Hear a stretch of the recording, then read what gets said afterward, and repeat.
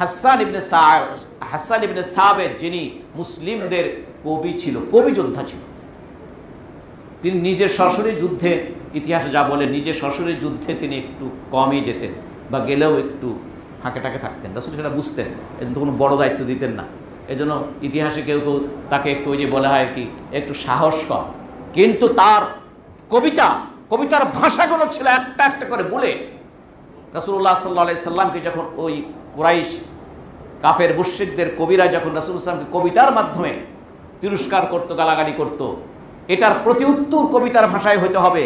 রাসূলুল্লাহ সাল্লাল্লাহু আলাইহি মুসলিমদের মধ্যে যারা কবি ছিলেন বললেন, তোমরা উত্তর দাও। তারা যা উত্তর দেয় কাফেরদের কানে ওরকম লাগে না ওটা, কারণ ওই কবিতা অত ওই মানের হয় না। রাসূল বললেন যে, হাসান, তুমি ওদের কথার উত্তর দাও, জিবরিল তোমাকে সাহায্য করবে।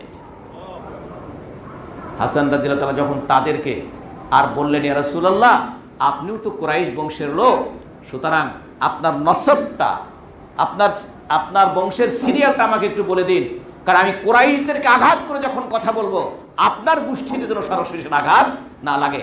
আপনাকে আমি আটার মধ্যে থেকে চুল টান দিলে যেরকম বের হয়ে আসে, চুলের সাথে আটা লেগে থাকে না, ঠিক আপনাকে কুরাইশদেরকে আমি গালি দিব, কুরাইশদেরকে আঘাত করব, ওদেরকে চূর্ণ বিচূর্ণ করে দিব, বলে আপনার শরীরে গায়ে লাগবে না। এভাবে আপনাকে কবিতার মধ্যে বের করে নিয়ে আসবো। রাসূলুল্লাহ সাল্লাল্লাহু আলাইহি ওয়াসাল্লাম তার জন্য মঞ্চ বানিয়ে দিয়েছেন মসজিদ নববীতে, সহিহ বুখারী মুসলিমের হাদিস।